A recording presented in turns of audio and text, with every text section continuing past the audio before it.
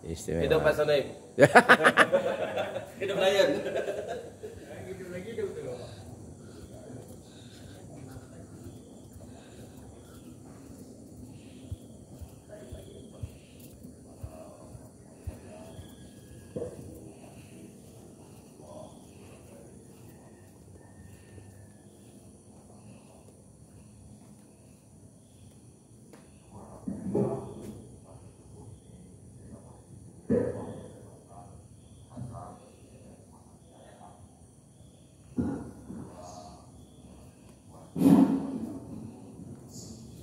Bismillahirrahmanirrahim. Assalamualaikum warahmatullahi wabarakatuh. Alhamdulillah, alhamdulillahilladzi 'allama bil qalam, 'allamal insana ma lam ya'lam. Amma ba'd. Bersyukur kita kepada Allah Subhanahu wa ta'ala dan mengucapkan alhamdulillahi rabbil alamin. Wassalawat kepada baginda Nabi besar Muhammad sallallahu alaihi wasallam yang melepaskan doa Allahumma salli ala sayyidina Muhammad wa ala ali sayyidina Muhammad. Al-Mukarram Al-Ustaz yang telah hadir bersama kita pada subuh ini, yang kami hormati Ketua BKM Masjid Muslimin JCT dan seluruh staf jajarannya, ayahanda dan ibunda hadirin wal hadirat yang insyaallah dirahmati oleh Allah Subhanahu wa taala. Langsung saja sebelum kita mendengarkan kajian dari Al-Ustaz, marilah kita untuk mengambil keberkahan dari Allah Subhanahu wa taala, marilah kita buka pengajian ini dengan melafazkan al-basmalah. Bismillahirrahmanirrahim. Kepada Al-Ustaz kami persilakan dengan segala hormat.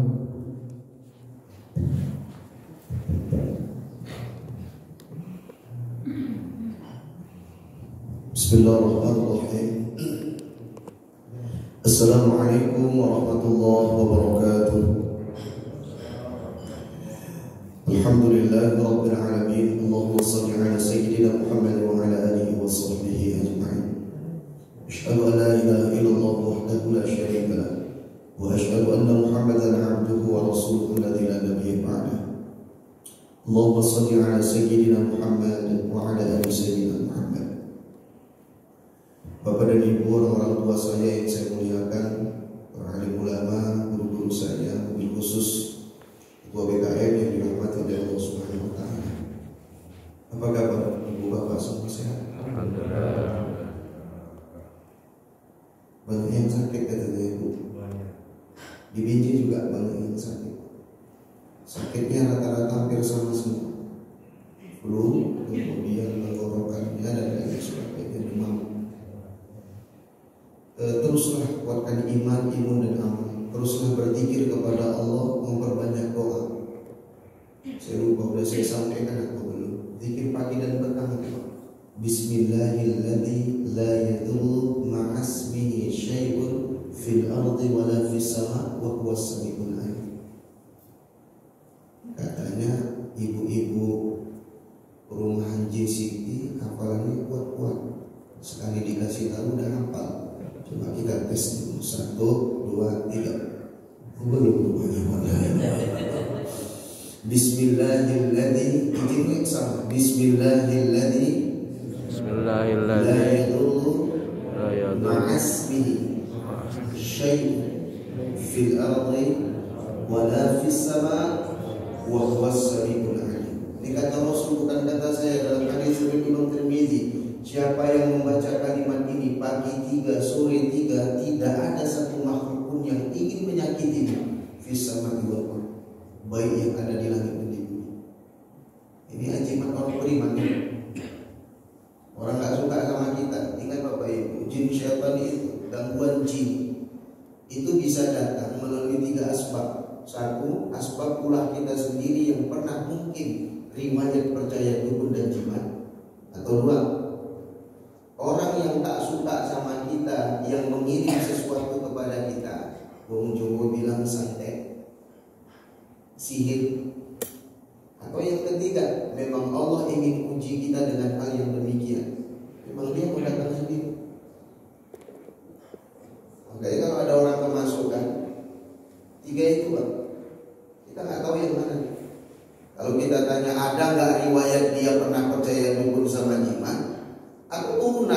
bisa jadi. Kan gak semua orang suka sama kita. Bisa jadi yang kedua, orang yang gak suka sama kita dikirimnya. Pas kali kita gak membaca kalimat itu, atau jauh dari Allah Ta'ala, jadi barang. Banyak orang menganggap orang yang kemasukan jin, syaitan itu orang-orang yang kesurupan, orang-orang yang kemasukan. Orang banyak menganggap gitu, Pak. Hari ini ingin saya tegaskan, demi Allah, sesungguhnya orang yang tak mau sujud kepada Allah, orang yang malas beribadah kepada Allah, itu juga kemasukan syaitan. Cuman bedanya fisik, Pak. Fisik dia kuat, maka gak demam. Yang masalahnya fisik tak kuat, nah, itu yang jadi demam. Sering anak-anak kita demam kan, Bu. Ada nenek mak, nenek dari mana? Sepekan yang lalu meninggal, Pak. Nenek mak, mak tertayangan lagi. Itu siapa, Bu? Khorin namanya. Jin, Khorin. Ibu bapak jemaah yang dirahmati Allah, di pagi hari ini terus jangan lupa doa yang kedua. Dalam hadis riwayat Imam Ahmad, kata Rasulullah, kau baca doa ini terhindar kau dari penyakit yang mematikan, apapun jenis penyakitnya dan bersumber dari manapun. Izin yuk sama Bapak Ibu. Allahumma, membariklah ayat, Bu.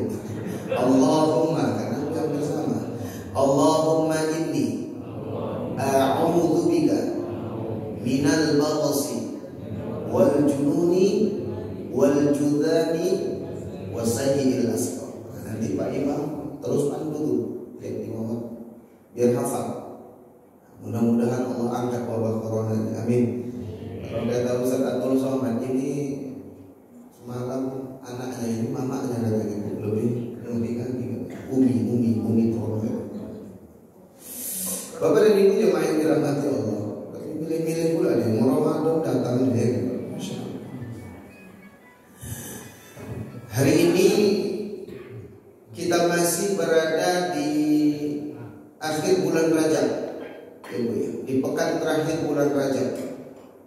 Kita sama tahu Rajab ini satu di antara 4 bulan Haram.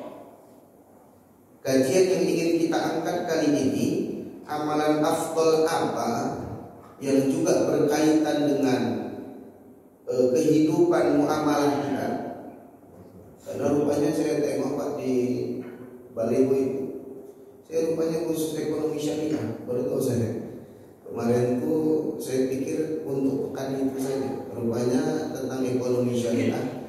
Nanti kedepannya khususlah kita bahas tentang ekonomi syariah, karena banyak juga ustaz-ustaz yang lain kadang tiba-tiba kaji itu.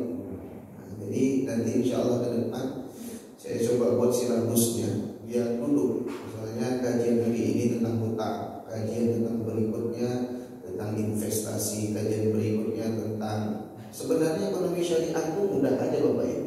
Yang penting dalam muamalah jangan ada satu maisir judi, yang kedua koror, nggak jelas, akarnya nggak jelas.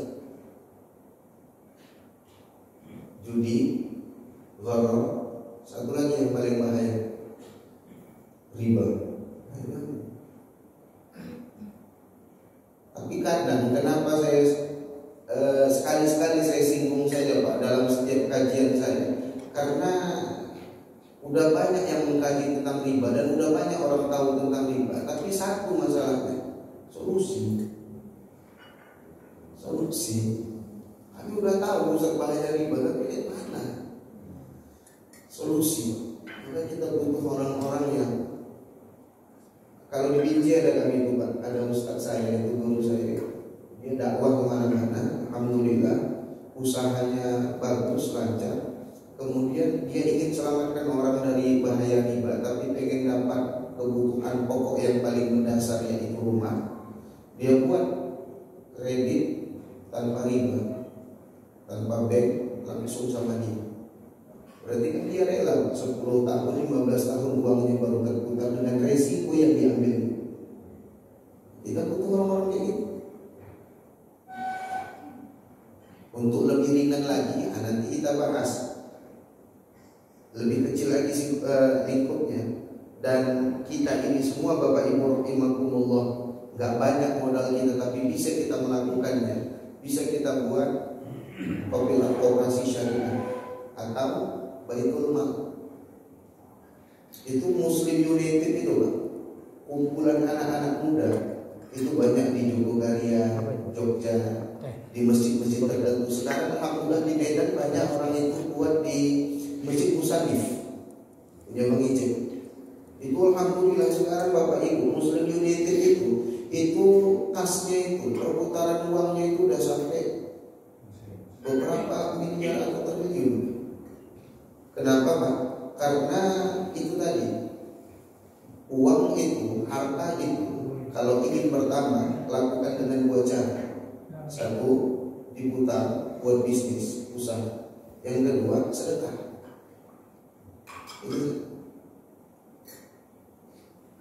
Dengan dua ini, insya Allah itu ekonomi akan jalan. Uang kita, insya Allah, harta kita akan bertambah. Nah, Bapak dan Ibu jemaah yang dirahmati oleh Allah Subhanahu Wa Taala. Tapi yang saya siapkan dari rumah, nanti nyinggung juga tentang muamalah. Begini, di bulan Rajab ini Bapak Ibu rahimahumullah, amalan yang paling utama kita lakukan itu fala tadlimu fihinna anfusakum. Allah sendiri yang bilang. At-Taubah 36, inna iddata syuhuri indallahi 12 syahran fi kitabillah yauma khalaqa samawati wal ardh minha arba'atun hurum dzalika ad-dinul qayyim fala tadlimu fihinna anfusakum. Sesungguhnya bilangan bulan di sisi Allah ada 12 syahran, 12 bulan. Di dalam kitab-kitab Allah yauma khalaqa samawati wal ardh, sejak penciptaan langit bumi serta penggambarannya, minha di dalamnya arba'atun hurum, ada 4 bulan haram. Berapa Bu? 4. Apa 4 itu? Mudah saja mengingatnya. 3 gandeng 1 misa, 3 gandeng 1 misa. Apa yang bergandeng itu? Dzulqa'dah. Apa lagi Bu? Coba yang tahu boleh pulang ya. Dzulqa'dah, Dzulhijjah, Muharram. Ini gandeng. Satu yang misa. Nih, bulan Rajab. Amalan yang paling afdal utama kali, hablum minallah, hablum minan nas, fala tadlimu fi inna anfusakum. Tolong sesama kalian jangan saling menzalimi. Saya sering katakan sama jamaah saya, kalau bisa dan memang harus bisa dalam hidup ini, janganlah bermasalah sama orang, walaupun orang cari-cari masalah sama kita. Kenapa? Sebanyak apapun sujud kita, sesering apapun haji umroh kita, seluas apapun harta kita yang kita berikan di jalan Allah, tapi kalau ada orang yang kau zalimi, sulit kau masuk ke dalam surga. Maka ingatkan Pak, orang yang masuk surga setelah tauhid apa? Akhlak. Akhlaknya mulia. Ala akhbirukum tuharimu ala nar, riwayat Imam Ibnu Hibban. Mau kalian kabarkan tentang orang yang tidak disentuh api neraka?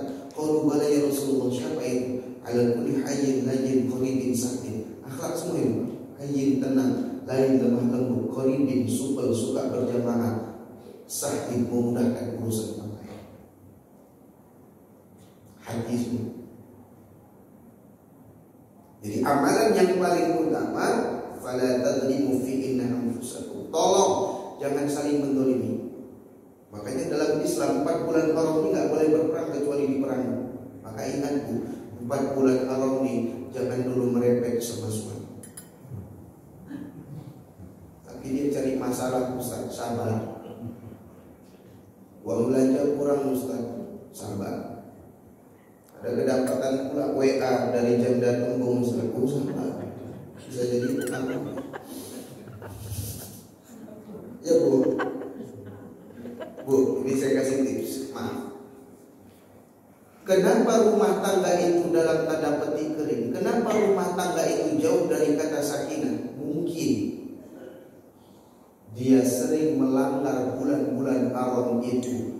Ada kalanya suami mendolimi istri, atau sebaliknya istri mendolimi suami, atau orang tua mendolimi anak, atau sebaliknya anak mendolimi orang tua. Ini yang terjadi. Tak dilihatnya bulan-bulan tersebut, maka keberkahan rumah tangga dicabut oleh Allah Ta'ala. Kenapa? Karena kalau dia langgar, hukumnya dosa besar. Kalau udah banyak kali dosa besar dalam rumah tangga tuh, gimana mau ada kata sakinah? Masalah sepele pun bisa jadi besar. Emang rumah tangga siapa yang gak pernah ribut? Ya kan Bang? Rumah tangga gak pernah ribut, dua saja gendangnya. Satu suami kokak, bini isu, itu aja. Insya Allah aman deh. Tapi kalau masih kita panca indrani masih berfungsi dengan semestinya, ya wajar bintang tas gaduh. Ibu bapak jemaah yang dirahmati oleh Allah Subhanahu wa taala. Sampai-sampai Rasulullah sallallahu alaihi wasallam, tahu ibu bapak, kenapa Rasul tidak mau mensolatkan orang yang punya hutang sebelum hutangnya ditanggung sama orang lain atau sama ahli waris? Ada itu tadi bapak. Padahal hutang itu hablum minan nas, hubungan dia sesama manusia, tetapi bisa berkaitan dengan Allah Ta'ala. Itu amalan dia tadi. Karena ada orang yang hidup. Mudah-mudahan lunas utang kita semuanya. Amin. Karena rumah yang kita beli ini masih kredit, ya kan Bapak Ibu. Kadang nikmat gaji itu macam maaf, perempuan datang bulan, Pak. Datangnya sebulan sekali, habisnya 1 minggu sekali. Tapi ingat, ada satu motivasi. Kata Rasulullah sallallahu alaihi wasallam, siapa yang dalam hidupnya punya hutang dan dia berkeinginan baik ingin segera melunasinya, maka Allah akan terus berikan jalan kepadanya. Sama seperti orang yang kalau dia bertransaksi, berjual beli, tidak ada kebohongan di dalamnya, dia jujur apa adanya, maka selama transaksi itu akan diberkahi oleh Allah Ta'ala. Cuma ujian orang berutang itu apa? Malas bayar. Seharusnya bisa sekali dibayar, mau dia 10 kali bayar. Maka Bapak tahu, maaf, di kampung kami itu ada namanya wak murah, Pak. Kenapa wak murah? Karena dia jual pecah belah, itu murah. Maaf, ember yang bisa bayar sekali sama dia bisa bayar 10 kali. Allah berkahi transaksinya. Mak-mak itu suka kali lah ya kan. Bisa sekali dibayar 10 kali, kok usah 10 kali. Cuman kalau dikasihnya sama orang yang beriman, walaupun dia dapat kesempatan 10 kali bayar, itu orang beriman gak mau lama-lama berutang itu. Takut dia.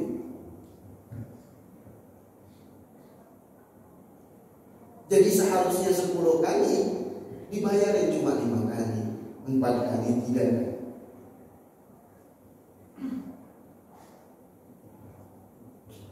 Mobilnya ras, sepeda motornya banyak, rumahnya di mana-mana. Jualannya rumah cuma pakai becak. Pakai becak. Yang digantung-gantung, tahu ibu kan yang sering lewat-lewat. Cuma jadi pokoknya Pak, ya Allah, udah ribuan. Kalau kenal sama dia, mau cari enak itu Pak, ya. Udah terdata sama dia. Bapak dan Ibu jemaah yang dirahmati oleh Allah Subhanahu wa taala. Ada satu doa yang diajarkan oleh Rasulullah sallallahu alaihi wasallam. Doa ini membuat kita terbebas dari tekanan manusia dan hutang itu.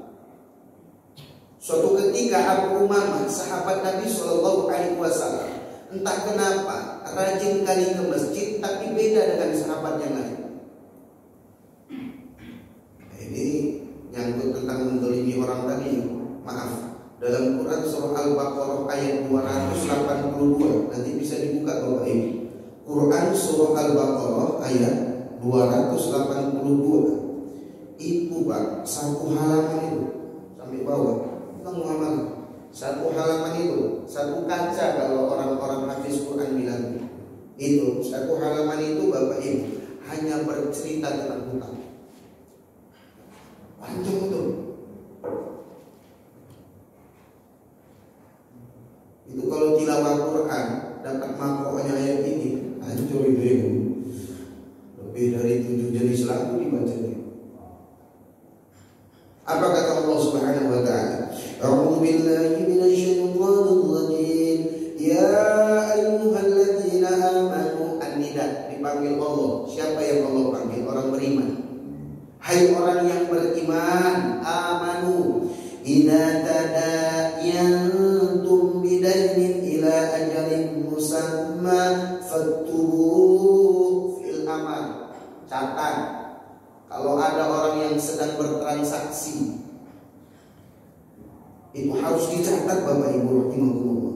Orang-orang beriman apabila kamu melakukan hutang piutang untuk waktu yang ditentukan, faktubu fil amal, perintah, maka catat, dibuat tulisan. Hendaklah dia menuliskannya, dan hendaklah seseorang penulis di antara kamu menuliskannya dengan benar. Janganlah penulis menolak untuk menuliskannya sebagaimana Allah telah mengajarkan kepadanya. Maka hendaklah dia menuliskannya. Berkali-kali Allah bilang tulis. Jangan gitu-gitu aja Bang. Tulis. Dan hendaklah orang yang berhutang itu mendiktekannya, dan hendaklah dia bertakwa kepada Allah Ta'ala. Ini notaris ini memakai prinsip ini nih Bapak Ibu.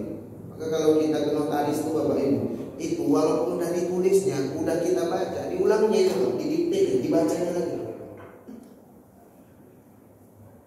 Nah kemudian hendaklah dia bertakwa kepada Allah, wattaqullah, Tuhannya, dan janganlah dia mengurangi sedikit pun daripadanya. Jika yang berhutang itu orang yang kurang akalnya atau lemah keadaannya, atau tidak mampu mendiktekan sendiri, maka hendaklah walinya mendiktekannya dengan benar.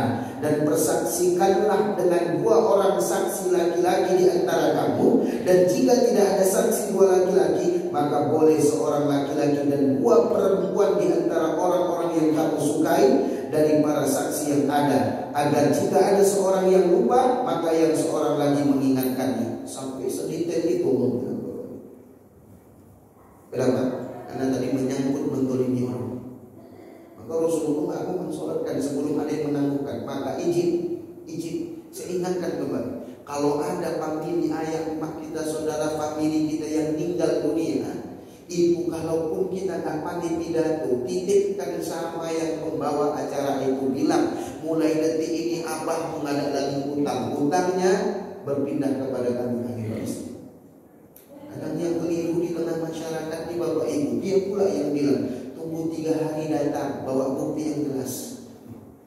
Berarti 3 hari ayahnya masih terkandung hutang gitu Bapak Ibu.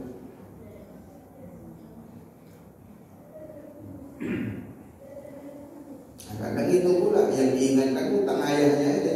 Ingatkan juga hutang dan bayar sama ayahku. Ambil juga.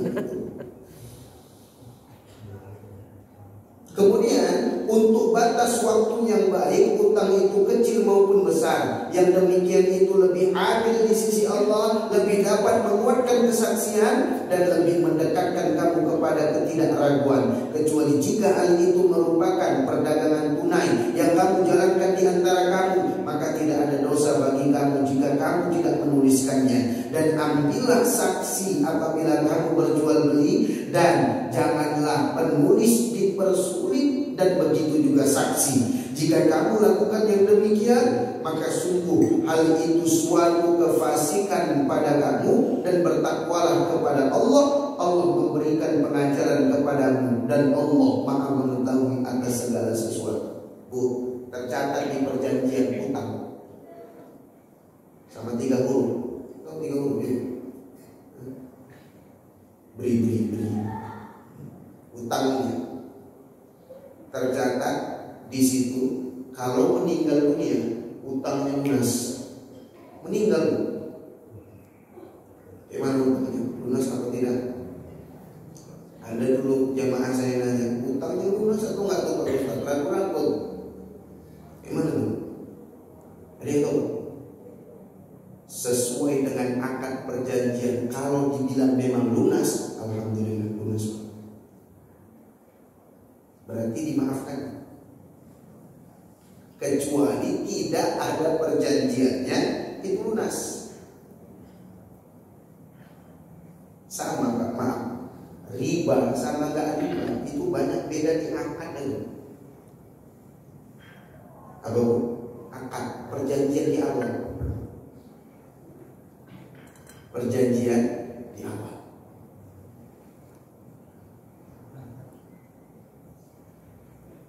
Perjanjian di awal gimana? Hutangku 1 juta, ku bayar juga 1 juta rupiah, ada masalah.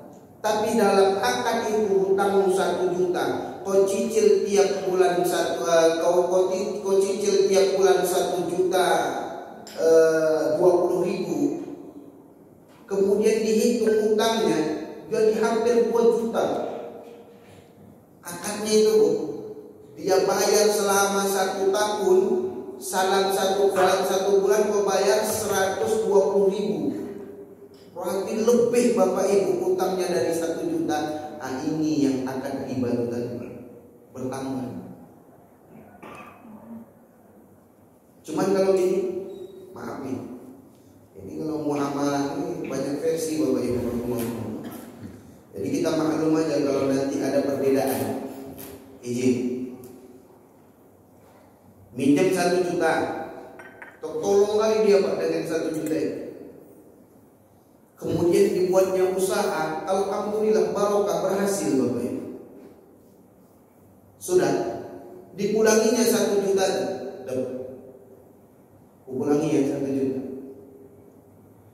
Cuman karena dia merasa terutang budi tadi Pak, wahai kali ini kawan, gak ada akad di awalnya dia bayar 1 juta lebih.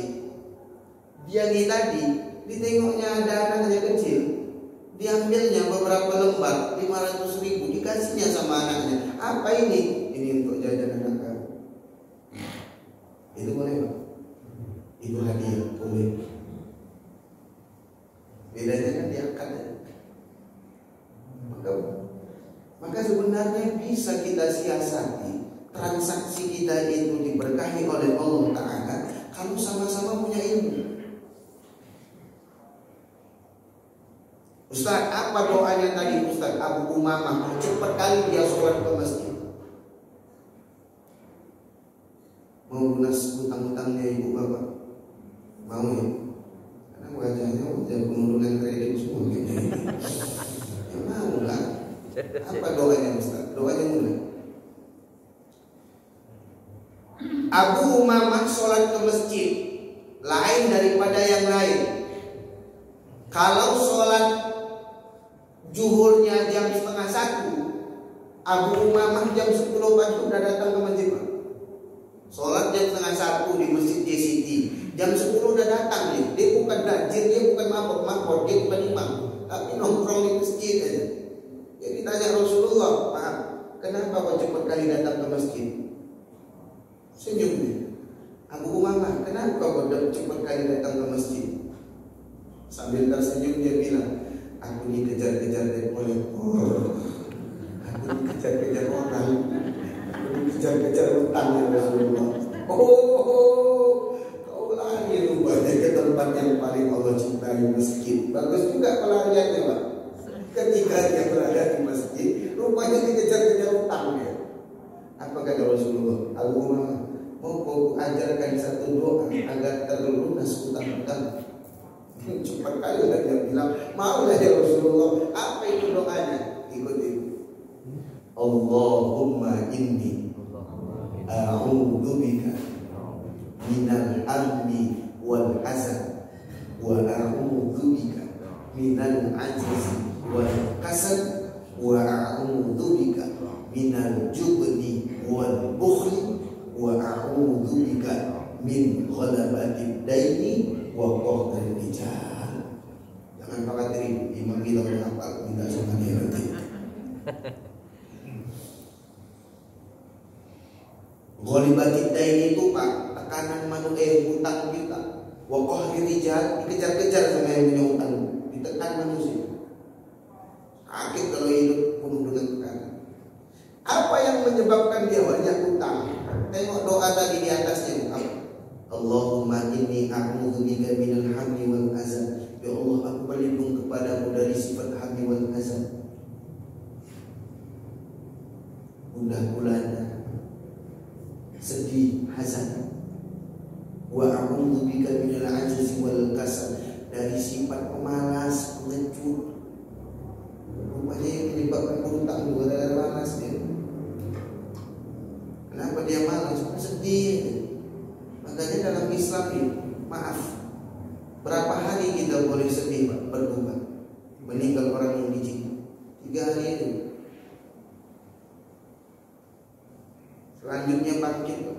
Memang itulah takdir dari Allah. Ada yang hidup, ada yang mati. Allah ingin lihat amalan siapa yang paling baik.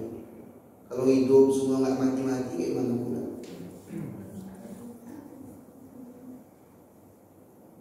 Wa a'udzu bika minal jubni wal bukhl, dari sifat bakhil, pelit dia, Pak. Dia akan berputar harta. Wa a'udzu bika min ghalabatil ghaib wa qahri rijal, dari utang dan dari tekanan manusia. Setelah itu dibaca sama Abu Umar, sering kali dia baca doa itu. Alhamdulillah, belum juga lunas untuk alhamdulillah, tapi Allah beri jalan dia untuk menjemput rezeki Allah, karunia Allah. Allah berikan jalan, Allah berkahi, dan Allah Subhanahu wa ta'ala melunasi hutang-hutangnya.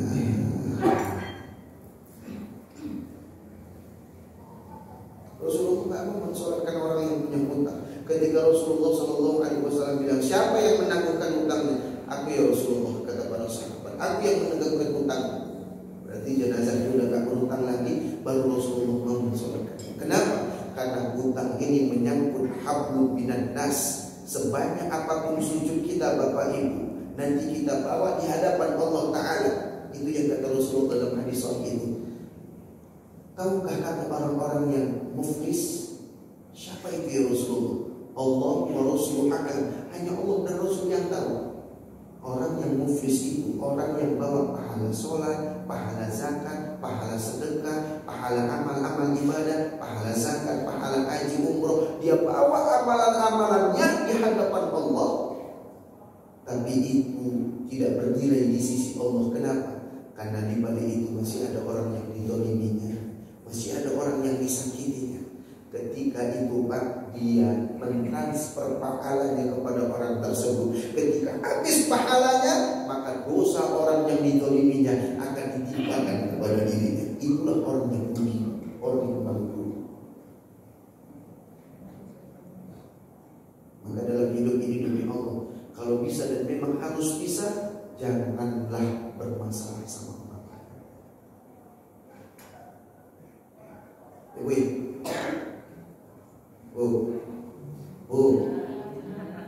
Nah, ini aku sambil makan kue. Aku belum makan dari tadi.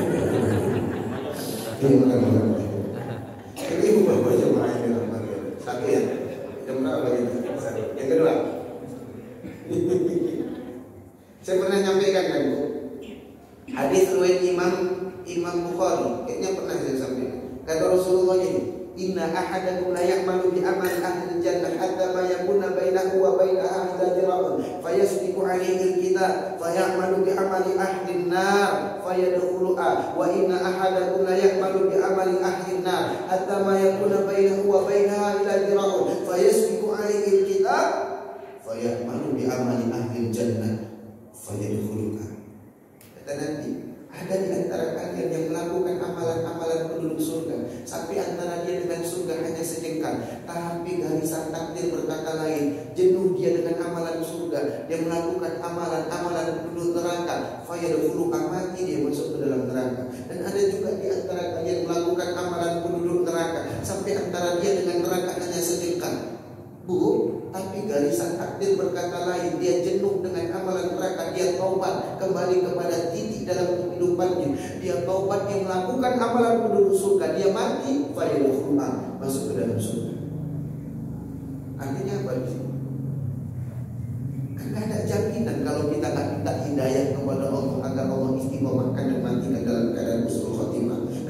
kita melakukan amalan kebaikan ini. Siapa tahu di akhir hayat kita melakukan amalan keburukan, Allah matikan kita dalam keadaan buruk.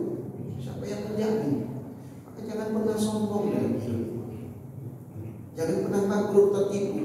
Jangan pernah kau anggap orang yang belum dapat hidayah dengan pandangan yang licik. Kau benci perbuatan sifat buruknya, tapi rahmati pelakunya. Kalau bisa asbab hidayah dapat sama dia, mulai dari lisan kita dan ajarkan kita, sehingga melihat orang itu dengan rahmat. Itu yang disebut rahmatan lil alamin. Hatinya itu selamat. Jadi amalan yang paling utama jangan mengeluh. Amalan yang kedua, amalan yang kedua yang bisa kita lakukan, Bapak dan Ibu jamaah yang dirahmati oleh Allah Subhanahu wa taala, memperbanyak puasa di bulan Haram. Timbul pertanyaan, apakah bid'ah mengkhususkan puasa di bulan-bulan Haram? Karena maaf, kamu kalau kita buka media sosial, apapun yang Bapak cari sekarang yang terbuka itu ustaz-ustaz kajian dari Saudi semua. Mau cari apa itu? Itu yang terbuka, ustaz-ustaz yang alumnus atau berkelibat kepada Saudi. Satu lagi dari mana Ustaz? Mesir, Al-Azhar, Kayu. Maka hari ini ingin saya berikan begini, akan terjadi perbedaan pendapat di dalam Islam, baik itu masalah furu'iyah. Furu'iyah oke lah. Yang masalah usul pun satu dua ada yang berbeda itu. Usul itu masalah tauhid, akidah.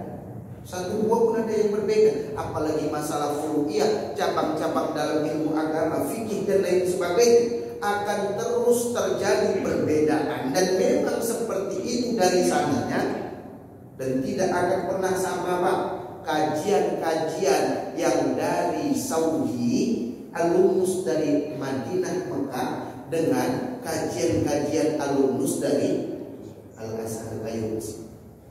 Maka nggak akan pernah sama Ustaz Khalid Basalma dengan UAS Bapak Ibu, Ustaz Abdul Somad. Sulit kita jumpai sama fikihnya atau satu dua bab masalah usulnya itu kajian Ustaz Dr. Firanda, kajian Ustaz Syafiq Basalama dengan Adi Hidayah. Makanya hari ini ingin saya luruskan biar Bapak Ibu nggak bingung. Maka saya Bapak Ibu suka organisasi itu MUI, dia wasatiyah. Semua ditampungnya dibuat musyawarah. Islamnya wasatiyah. Wasatiyah itu tengah-tengah, yang tak radikalis dan tak juga kebablasan toleransi. Bu, kita nggak radikalis, nggak juga kita nanti sholat Jumatnya di gereja, kan? Kita lagi rame ya. Masalah masalah suara. Pelintir cakap tuh, langsung digoreng sama media. Ibu bapak jamaah yang dirahmati oleh Allah Subhanahu wa taala. Yang satu bilang nggak ada puasa khusus di bulan Rajab. Yang satu Ustadz bilang ada puasa khusus di bulan Rajab. Yang satu nggak ada puasa khusus, tapi memperbanyak puasa di bulan Rajab. Tak puasa Senin Kamis kah, tak puasa Yaumul Bid kah, tak puasa Nabi Daud kah, tak puasa Qadha kah, tapi di bulan Rajab. Satu lagi ada puasa khusus di bulan Rajab. Jadi kita ini bingung, yang mana nih Pak Ustadz? Begini, kaedahnya mudah. Haram berpuasa hanya pada 5 tempat: Idul Fitri, Idul Adha, 3 hari tasyrik, Dzulqa'dah, 11, 12, 13 Dzulhijjah. Lebih dari itu boleh puasa? Boleh. Tapi sesoleh apapun dia, kalau di hari raya pertama Idul Fitri puasa, tanggung Ustaz. Semangat Ramadan nih, sepanjang apapun jenggotnya Pak, sebesar apapun sorbannya, demi Allah haram dia puasa tanggal 1 Syawal. Tapi kalau tanggal 2 Syawal silakan. Tapi kalau menurutku sayang juga karena masih ada lontong kan belum kasih. Kalau kan serundeng masih enak tuh baru-baru. Aku suka. Ibu bapak jemaah yang dirahmati oleh Allah. Terkejut saya, Pak. Memang kita referensi bacaannya kurang, Pak, dari kitab ini. Ibu Kak, ya Allah, rupanya Ibu Bapak 4 pendapat Imam Mazhab puasa di bulan Rajab itu tidak bid'ah melainkan sunnah, kecuali Imam Ahmad bin Hanbal. Apa kata Imam Ahmad bin Hanbal? Kata Imam Ahmad bin Hanbal, sunnah berpuasa di bulan Rajab kalau dibolongi 1 dan 2. Tapi kalau dibuat full semua 30 hari itu makruh, karena yang full itu hanya boleh bulan Ramadan.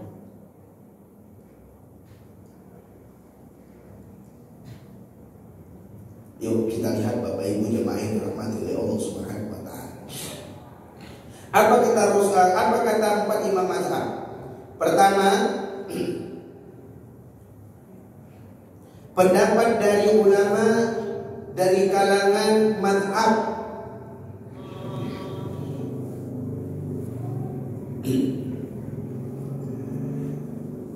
Hanafiyah. Imam Hanafi apa kata dia? Al-marhubat min as-siyam anwa'. Puasa yang dianjurkan dalam Islam itu ada beberapa. Awliha yang pertama Shaumul Muharram, puasa di bulan Muharram. Watsani yang kedua Shaumul Rajab, puasa di bulan Rajab. Watsalis yang ketiga Shaumul Sya'ban, puasa di bulan Sya'ban. Wa Asyura, dan puasa di hari Asyura.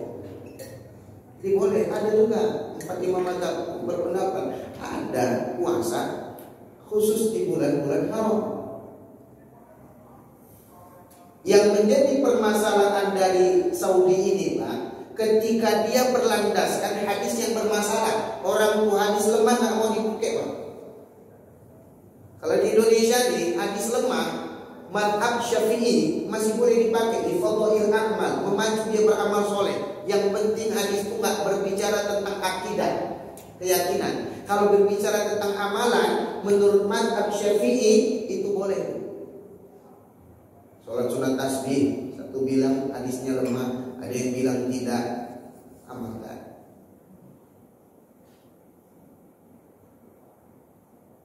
Ajarkan di telinga kanan anak ketika dia lahir. Menurut mereka dan yang diikuti organisasi kemasyarakatan Muhammadiyah, itu lemah hadisnya, maka orang itu gak ajar.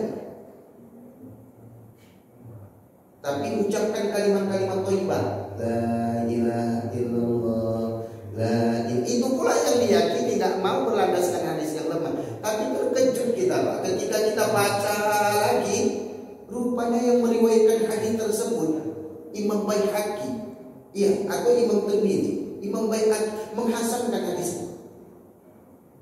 Nah, ini yang dikritisi, Pak. Diteliti sama ulama Saudi, mentok sampai sama dia, Pak. Ini lemah hadis. Tapi sebelum dia yang hidupnya dekat dengan Nabi mengatakan hadisnya hasan. Kira-kira pakai yang mana? Ikuti yang ulama sekarang atau yang dulu mengatakan hasan? Kalau saya berprinsip ikut yang dulu, yang lebih dekat hidupnya dengan Nabi Sallallahu Alaihi Wasallam. Maka diajarkan di telinga anak. Jangan macam yang viral kemarin, Pak. Ajak bapak, rupanya takbir. Allahu Akbar, Allahu Akbar, Allahu Akbar. Lakar itu takbiran kata bininya. Direkam, takbiran, la ilaha illallah. Oh, takbiran, ajar, gak ada ajar.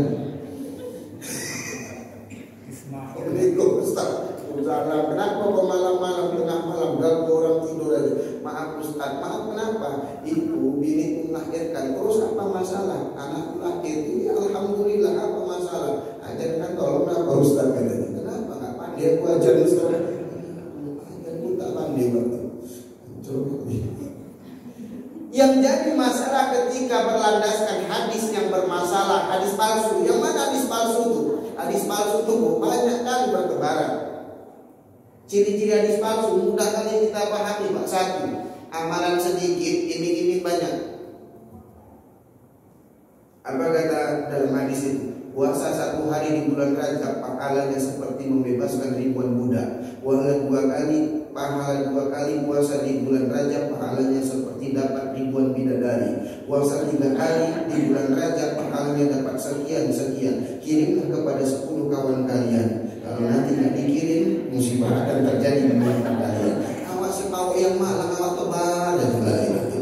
Dan biasanya yang suka menebar berita hoax itu barisan wanita. Tahu ibu, umur wanita barisan 50 tahun ke atas, mulai belajar, main WA, ada grup alumni kan, ini dikirimnya apa ini tuh, bilang ada dari sebelah kan.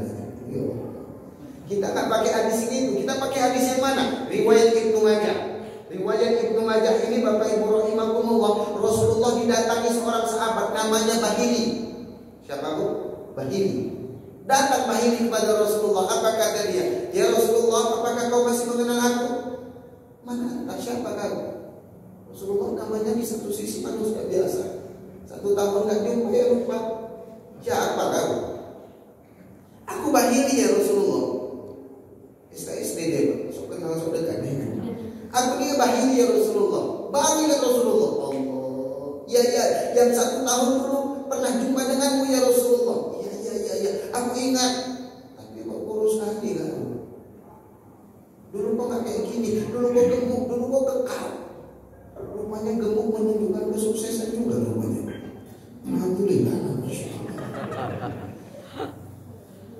Tapi jangan gemuk lagi ya kan Pak.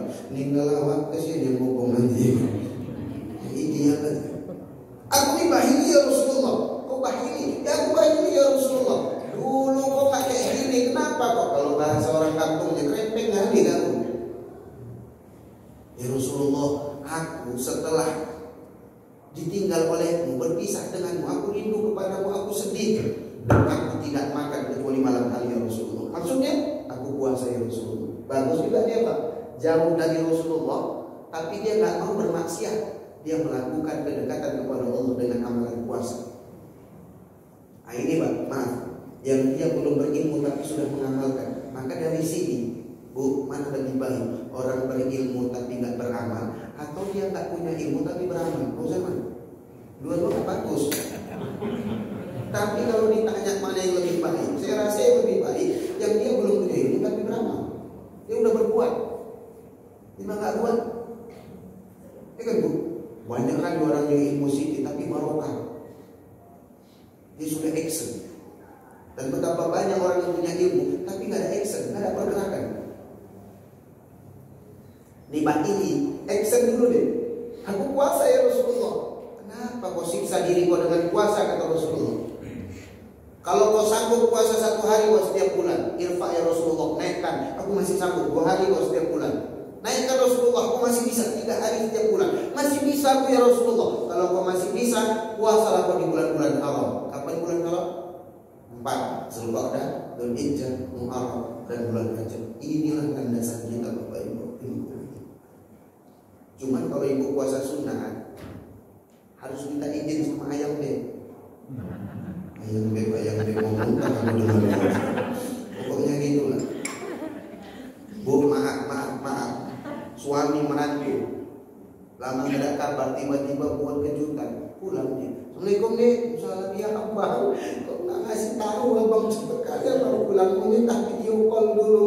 Udah adik, aku ingin buat kejutan sama kau. Rindu kali aku sama kau. Yuk kawannya aku yuk ke kamar. Ngapain Pak? Ayo. Bu, ibu sedang puasa sunnah. Layani suami. Kok diam semua? Layani. Aku belum 5:30 sore udah buka. Nggak ada cerita, kalah puasa sunnah. Layaninya. Tapi kalau Ramadan, kopi apa? Istighfar kau Bang. Ramadan ini kopi apa? Kopi. Banyak orang kau dengar ceramah Ustaz datang semalam. Kopi apa Bang? Istighfar kau masih kuat. Malu Bang, berubahlah kita. Ini Bang, rukun Islam. Ini Ramadan. Tapi buat kopi, maaf Bang, aku gak mau melawan Allah Bang. Aku juga gak mau melawan kau Bang. Tapi yang jelas, itu ada kopi, itu ada gula, dan itu ada akhir. Buat apa?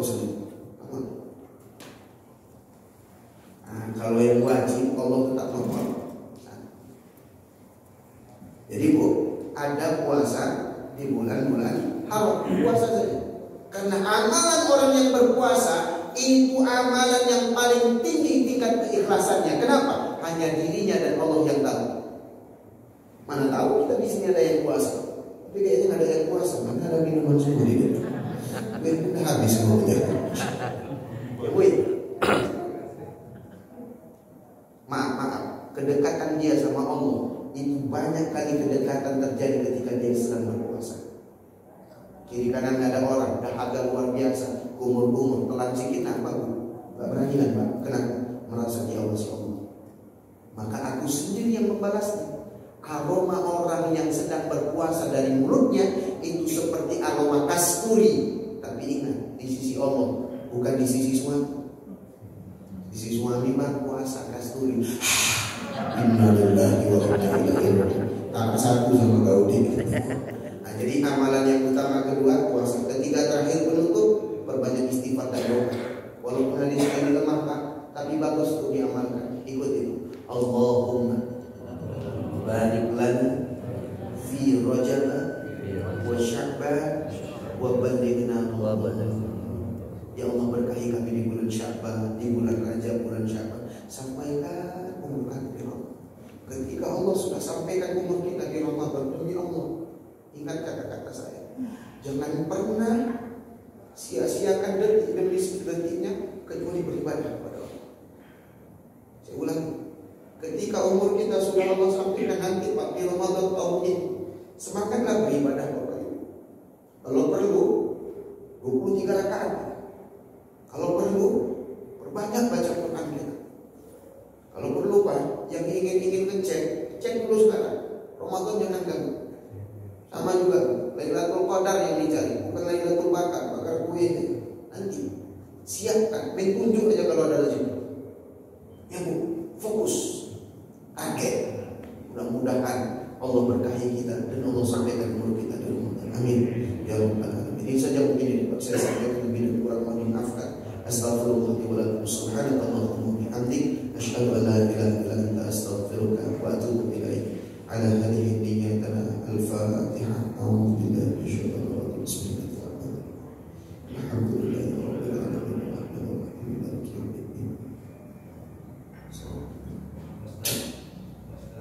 yaumiddin. Ustaz, kalau orang itu sudah kita katakan saya Anda berdoa untuk minta agar kita punya utang, berdoa terus minta agar melunasi utang, tapi sampai mati kami tidak mampu melunasi utang itu apakah Allah akan mengampuni? Yang pertama. Yang kedua itu punya utang, tapi orang itu saya cari itu enggak ada. Rumahnya cari juga tidak ada. Kita tidak bisa ketemu, kontak juga gimana kita cara ahli warisnya juga kita tidak tahu. Terus bagaimana cara mengembalikan utang itu? Makasih Ustaz. Masya Allah. Barakallahu fiikum. Semoga Allah berkah aja. Bagus pertanyaannya Bu. Ini yang mau saya sampaikan tadi tapi lupa. Gara-gara dia mau ibu makan kue tadi. Bu, masih hidup kan? Masih. Izin. Ustaz, ingat aku dulu waktu SMP makan bakwan 5, aku bayar 3. Cari ke kantin yang nggak ada lagi, cari kiri kanan nggak tahu lagi gimana caranya Ustaz? Kan bersama itu. Kata para ulama, kau sedekahkan atas nama diri, niatkan. Kau sedekahkan sesuatu, kira-kira berapa yang kau ingat? Lebih pun lebih bagus. Kalau utang itu Pak ya. Kalau sholat lupa 3 atau 4, ambil 3 rakaat. Kalau utang 10 atau 20, 10 atau 20, 20 itu. Jangan ambil 10 ya. Itu kata ulama. Kalau utang menyangkut orang, ambil yang banyak. Kalau menyangkut diri kita, ambil yang sedikit. Sedekahkan atau wakafkan atas nama kita. Habis. Selanjutnya kita istighfar, minta ampun semua. Ustaz, kemudian udah coba cara pakai doa Abu Umamah, pokoknya Abu lah semua udah didoakan, tapi enggak juga. Kayak mana nih Ustaz? Makanya Pak, itu butuhnya Baitul Mal. Baitul Mal itu Pak, kalau sekarang bahas aku sama dia, aku ini mustahik ghorimin. Orang jarang bilang itu ghorimin. Padahal kalau kita tolong orang yang berutang, pahalanya lebih besar daripada orang yang sedekah. Kenapa? Kalau dia berutang, dia itu butuh kali. Kalau sedekah kadang orang nggak butuh tapi kita kasih. Kalau dia berutang, makanya kalau ada famili yang berutang, kasih apa? Kawan, jangan pelit kali. Gimana Ustaz? Berkali-kali dia hancurnya dia. Kasih dia modal usaha, utang. Edukasi. Kalau kami di Binjai itu Pak, ada namanya Dokter Fuad, punya rumah sakit Al-Fuad. Rumahnya aku besar kali Bu, di pusat kota. Apa kata dia? Aku buat rumah kayak gini, bukan maksud apa-apa, biar ku tunjukkan sama orang-orang di luar sana, yang rumah yang besar-besar, yang orang gitu, yang orang itu dikutip. Tapi pusat kota, orang Islam juga bisa jalan-jalan. Pengajian di situ, pengajian. Nah itu adik-adiknya, karena dia banyak Allah titipkan harta, adiknya ada yang susah, dikasihnya modal usaha, kasihnya modal usaha, terutama. Nah, jadi makanya di masjid kami Pak, kami buat ada tabungan maslahatan umat. Maslahat umat ini Pak, bisa untuk ngasih modal orang usaha. Ingat dia bayar, enggak maslahat umat. Tapi belum bisa bentuk Baitul Mal. Tapi kalau bisa bentuk Baitul Mal itu bagus sekali. Jadi ghorimin itu, orang yang terutang itu, dia jangan pasrah saja, dia cari cara bagaimana cara untuk melunasi utangnya. Salah satunya, itulah tanggung jawab seperti seharusnya kepada pemerintah. Ya, karena dia itu berhutang, tolong melunasi utang. Maka kalau ada famili yang kaya, yang dia bisa mengeluarkan zakat, dekatkan aja Pak. Aku ini ghorimin. Aku ada jatah dari harta zakat. Aku banyak utang, tolong. Lagi panggil ini Pak. Ya, namanya kalau kita berutang, kadang muka kita malu tapi kita anggap muka kita tembok ya. Ya gitu juga kan kalau ingin melunasi. Yang penting ada usaha kita ingin melunasi utang tersebut. Ya Bu, insya Allah. Masih kali Pak ya. Jauh kali rumahku ya. Ya Pak ya, izin Pak ya. Jazakumullah khair. Barakallahu fikum. Semoga Allah memberkahi kita semua. A'udzubillahi minasyaitonir rajim. Bismillahirrahmanirrahim. Alhamdulillahirabbil alamin. Allahumma shalli ala Muhammad wa ala alihi washabbihi ajma'in. Allahumma ighfir lana dhunubana wa liwalidina warhamhum kama rabbayana shaghira. Rabbana atina min ladunka rahmatan wa hayyi lana min amrina rashada. Allahumma tawwil umurana wa ahlana umuran mubarakah. Allahumma inna na'udzubika minal bawasi wal junun wal kudhab wa sayyil asqam. Khususan fi rizqana.